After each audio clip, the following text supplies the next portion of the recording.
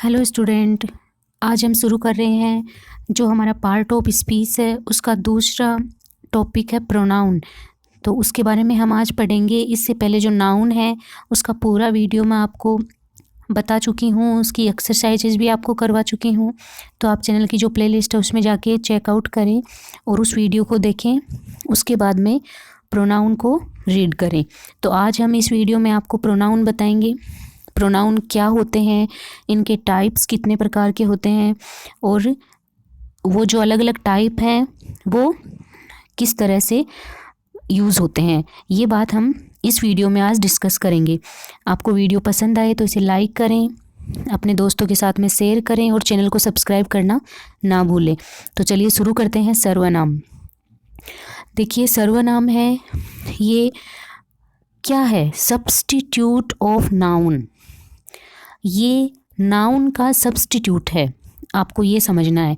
जैसे इसकी जो डेफिनेशन है वो हम क्या दे सकते हैं? A pronoun is a word that is used in place of a noun और a noun phrase to avoid repetition. तो जो सर्वनाम है वो वे शब्द होते हैं जो संज्ञा के स्थान पर प्रयोग किए जाते हैं। इससे संज्ञा का बार बार पुनरागमन रोका जा सकता है, वह कही गई बात ज़्यादा प्रभावी लगती है। तो ये होता है सर्वनाम। जो हमारी नाउन है उसके स्थान पे हम जिन शब्दों का प्रयोग करेंगे वो क्या होंगे? प्रोनाउन। तो नाउन को समझने के लिए आप पहले नाउन वाला वीडियो है वो चेकआउट करें, इसके बाद में ये वीडियो देखें। तो आपको प्रोनाउन की डेफिनेशन पता चल गई कि ये वो शब्द होते हैं जो संज्ञा के स्थान पे प्रयोग होते हैं और इनका मुख्य उद्देश्य है कि जो संज्ञा है उसके बार बार पुनरागमन को ये रोकता है और जो बात बोली जा रही है वो बहुत अधिक क्या लगती है? प्रभावी लगती है। जैसे मुख्य प्रोनाउन कौन से हैं, कुछ एग्जाम्पल मैंने यहाँ राइट डाउन किए हैं, जिनमें है he, she, him, you, me, myself, और भी बहुत सारे हो सकते हैं। मैंने यहाँ पे कुछ लिखे हैं। जैसे अभी मैं आपके सामने एक फ्रेज जो वाक्य का एक वो कॉम्बिनेशन है वो रख रही हूँ। जैसे मैंने यहाँ लिखा है, Meena is a good girl, Meena plays football, Meena loves Meena's parents, Meena's parents loves Meena. तो आपको देखिए इसमें मीना बार बार आ रहा है, ठीक है? तो ये एक नाउन है। तो यहाँ पे क्या हो रहा है? नाउन का रिपीटिशन हो रहा है, बार बार रिपीटिशन हो रहा है। तो थोड़ा पढ़ने में सुनने में अजीब सा लग रहा है, लेकिन अगर हम इसकी जगह नाउन का यूज़ करेंगे तो ये बहुत ही स्मूथ लगेगा। जैसे Meena is a good girl, she plays football, she loves her parents love her. तो ये जो है इसमें हमने किसका प्रयोग किया है? प्रोनाउंस का। तो प्रोनाउन का हमने जैसे ही इसमें यूज़ किया तो ये जो हमारी जो कही गई बात है वो अधिक प्रभावी लग रही है। तो ये होते हैं प्रोनाउन। तो अब देखते हैं टाइप्स ऑफ प्रोनाउन। प्रोनाउन के कितने प्रकार होते हैं? प्रोनाउन है वो 8 प्रकार के होते हैं, ठीक है? कौन कौन से? Personal pronoun, possessive pronoun, demonstrative pronoun, reflexive pronoun, interrogative pronoun, relative pronoun, indefinite pronoun और रेसिप्रोकल प्रोनाउन। ये 8 प्रोनाउन है। तो सबसे पहले हम यहाँ पे पर्सनल, पजेसिव और रिफ्लेक्सिव, इन तीनों प्रोनाउन को एक साथ में क्या करेंगे? रीड करेंगे। कौन कौन से को? पर्सनल प्रोनाउन, पजेसिव प्रोनाउन और रिफ्लेक्सिव प्रोनाउन। अब देखते हैं कि इनमें क्या अंतर है और ये कहाँ कहाँ यूज होते हैं। तो सबसे पहले हमने एक इंडेक्स बनाई है जिसमें आपको पर्सनल प्रोनाउन, पजेसिव प्रोनाउन और रिफ्लेक्सिव प्रोनाउन दिए गए हैं।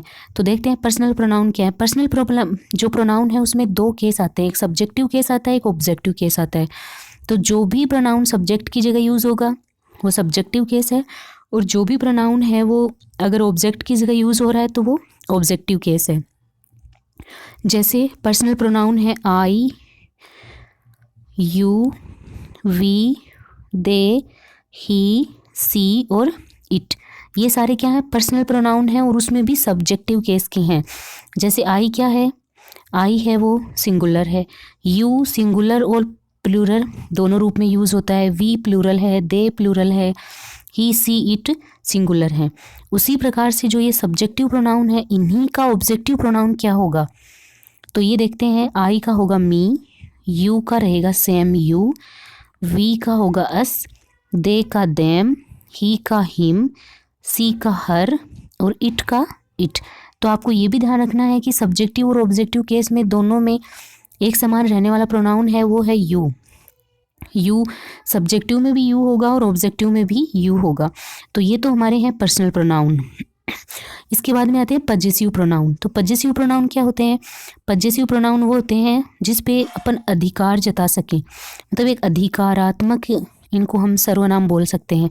जैसे माई, यू, आवर, देयर, हिज, हर और इट्स।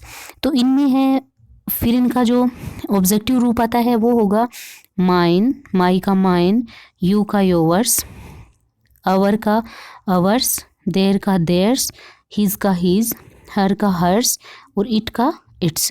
तो इसमें भी दो ऐसे हैं जो सेम रहेंगे, हिज और इट्स। ये दोनों सब्जेक्टिव और ऑब्जेक्टिव में एक समान रहेंगे। तो हम सबसे पहले इनके वाक्य देखते हैं। जैसे हम पर्सनल प्रोनाउन के वाक्य देखें तो मैंने नीचे लिखा है he was writing for me, वो मेरे लिए लिख रहा है। अब देखिए यहाँ पे मी जो है वो ऑब्जेक्टिव फॉर्म में यूज़ हुआ है, ऑब्जेक्टिव केस में यूज़ हुआ है। अगर हम इसको सब्जेक्टिव में लेते तो ये आई आता, ना कि मी। जैसे नेक्स्ट है इट इज़ देयर, तो इट इज़ देयर, इट क्या है यहाँ पे? एक प्रोनाउन का काम कर रहा है। दूसरा he walks fast, did you see him. अब देखो यहाँ पे ही का ऑब्जेक्टिव आया है हिम, क्योंकि ही जो है वो सब्जेक्टिव केस है, हिम ऑब्जेक्टिव केस है। तो he walks fast, did you see him. तो ये सारे क्या हैं? Personal pronoun. वैसे ही पजेसिव हैं जिनमें मैंने आपको बताया अधिकारात्मक वाक्य हैं, अधिकार को जताते हैं। तो जैसे दिस इज़ माई बुक, फिर इसका ऑब्जेक्टिव केस क्या बनेगा? This book is mine. अगला है वेयर इज़ योवर्स, तुम्हारी कहाँ है? This house is ours, that is hers. तो ये सब क्या है? ये है पजेसिव प्रोनाउन जिस पे अधिकार जताया जा रहा है। दिस इज़ माई बुक, ये मेरी बुक है। दिस बुक इज़ माइन, ये बुक मेरी है। वेयर इज़ योवर्स, तुम्हारी कहाँ है? दिस हाउस इज़ अवर्स, ये घर हमारा है। दैट इज़ हर्स, वो क्या है? एक लड़की है। इसके बाद में देखो नेक्स्ट आता है रिफ्लेक्सिव। रिफ्लेक्सिव प्रोनाउन क्या होते हैं? रिफ्लेक्सिव प्रोनाउन होते हैं जिसमें ये भी दो तरह के होते हैं, ठीक है। रिफ्लेक्सिव प्रोनाउन है वो दो तरह से यूज होते हैं। एक तो सामान्य आता है, जैसे आई का रिफ्लेक्सिव हो गया माई, जैसे मैं खुद ही, इसका जो मुख्य अर्थ होता है वो होता है खुद ही। अब खुद ही जो है उसमें भी कई बार तो बात नॉर्मल तरीके से बोली जाती है और कई बार थोड़ा जोर दे के बोला जाता है। तो जब हम इनको जोर दे के बोलते हैं तब तो ये हो जाते हैं इम्फेथेटिक, और वरना ये रिफ्लेक्सिव प्रोनाउन होते हैं जिनमें myself, yourself, yourselves. Yourself आएगा सिंगुलर के लिए, योर सेल्व्स आएगा प्लूरल के लिए। Ourselves, themselves, himself, herself और इट सेल्फ। जैसे वाक्य देखें हम, I see myself in the mirror, she talks to herself, I will go there myself. अब इसमें देखिए I will go there myself, मैं वहाँ खुद चला जाऊँगा। लेकिन नेक्स्ट जो वाक्य है I myself will go there, मैं खुद ही वहाँ जाऊँगी। तो इन दोनों में अंतर है, क्योंकि जो ऊपर वाला वाक्य है I will go there myself, मैं वहाँ खुद ही चली जाऊँगी, तो ये एक रिफ्लेक्सिव प्रोनाउन है। लेकिन उससे नीचे वाला जो है आई माई सेल्फ, जिस पे थोड़ा जोर दिया जा रहा है, माई सेल्फ पे, विल गो देयर, ये एक इम्पेथेटिक प्रोनाउन का काम कर रहा है यहाँ पे, जिसमें ज़्यादा थोड़ा जोर लग रहा है माई सेल्फ पे। नेक्स्ट प्रोनाउन आता है डिमॉन्स्ट्रेटिव प्रोनाउन। तो डिमॉन्स्ट्रेटिव प्रोनाउन क्या होते हैं? संकेतवाचक सर्वनाम, जो किसी चीज़ की तरफ संकेत करके हमको इंडिकेट कर रहे हैं उस वस्तु या व्यक्ति के बारे में। जैसे इसमें नियर और फार, इन डिस्टेंस और टाइम, तो ये जो है वो क्या क्या बताते हैं हमें? पास, दूर, और क्या बताते हैं? समय, ठीक है। तो इन सब के बारे में जो डिमॉन्स्ट्रेटिव प्रोनाउन है वो हमें बताते हैं। जैसे सिंगुलर में आएंगे दिस और दैट, दिस का मतलब ये है, दैट का मतलब वह है। और नेक्स्ट प्लूरल जो है उसका, दिस का बनेगा देयर, दैट का बनेगा दोज। तो ये आएंगे प्लूरल के लिए। तो अब इसके वाक्य देखते हैं। दिस इज़ नाइस, तो दिस इज आ रहा है, मतलब यह की बात हो रही है, तो ये डिमॉन्स्ट्रेटिव प्रोनाउन है क्योंकि संकेत हो रहा है। हैव यू सीन दिस, तो इसमें भी दिस आया, मतलब क्या है, एक संकेत हो रहा है, क्या तुमने उसे देखा, तो ये क्या है, एक संकेतवाचक सर्वनाम। दैट इज़ ब्यूटीफुल, वो बहुत सुंदर है, तो यहाँ पे दैट जो है वो दूर के लिए यूज़ हुआ है और एक वचन में यूज़ हुआ है। Did you eat those, those है वो दैट का ही बहुवचन है, ठीक है, तो ये क्या है, प्लूरल फॉर्म में यूज़ हुआ है। फिर it that Neha, this is Raju, these are camels, तो जिनमें भी संकेत हो रहा है वो क्या होंगे, डेमोन्स्ट्रेटिव प्रोनाउन। नेक्स्ट आता है interrogative pronoun and relative pronoun. अब देखिए इंटरोगेटिव और रिलेटिव प्रोनाउन है, इनमें सेम वर्ड यूज़ होते हैं, ठीक है। इंटरोगेटिव में भी वही हु, हुम, हुज, व्हाट, विच, और सेम रिलेटिव जो प्रोनाउन है उसमें भी आएगा हु, हुम, हुज, दैट और विच। लेकिन मुख्य अंतर क्या आएगा इनमें, मुख्य अंतर आएगा इनके अर्थ का। इंटरोगेटिव में अर्थ कुछ और बन रहा है, रिलेटिव में अर्थ है वो कुछ और बन रहा है। जैसे हम देखें, इंटरोगेटिव अगर वाक्य है तो उसमें हु का अर्थ बनेगा कौन, हुम का बनेगा किसे, हुज का बनेगा किसका, व्हाट का बनेगा क्या, विच का बनेगा कौन सा। ये तो बनेंगे इंटरोगेटिव में, प्रश्नवाचक वाक्य में। लेकिन अगर उनको हम relative as a relative pronoun use कर रहे हैं तो उनका अर्थ क्या बनेगा, हु का मतलब होता है जो या जिसने। नेक्स्ट है हुम, हुम का मतलब है जिसे, हुज जिसका, दैट जो, विच जो, ठीक है। तो हम इनके कुछ एग्जांपल देखते हैं। जैसे रिलेटिव प्रोनाउन क्या होते हैं, relative pronoun introduce a relative close, तो जो रिलेटिव प्रोनाउन है, संबंधवाचक सर्वनाम है, वो एक क्लोज का दूसरे क्लोज से क्या स्थापित करते हैं, संबंध स्थापित करते हैं। जैसे example, this is the man who stole my purse, तो देखिए इसमें दो क्लोज दे रखे हैं वाक्य के, दिस इज़ द मैन ये एक क्लोज है, दूसरा स्टोल माई पर्स, तो इन दोनों को जोड़ा है, किसने जोड़ा है, हु ने, तो यहाँ हु का अर्थ होगा जो या जिसने, कि यही वही व्यक्ति है जिसने मेरा पर्स चुराया।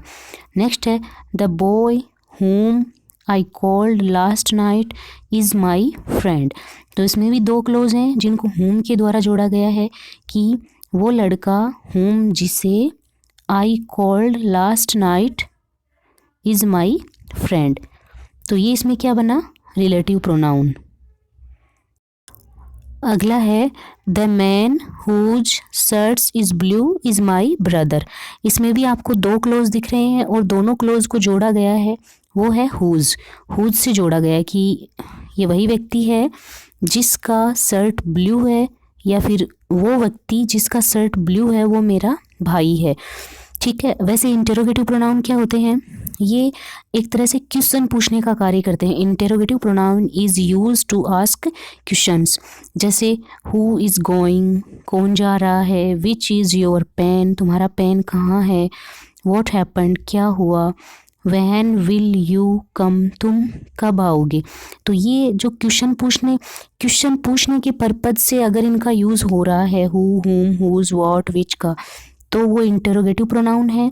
अगर दो क्लोज को जोड़ने के लिए इनका यूज़ हो रहा है तो वो रिलेटिव प्रोनाउन में आएंगे। अगला आता है इंडेफिनाइट।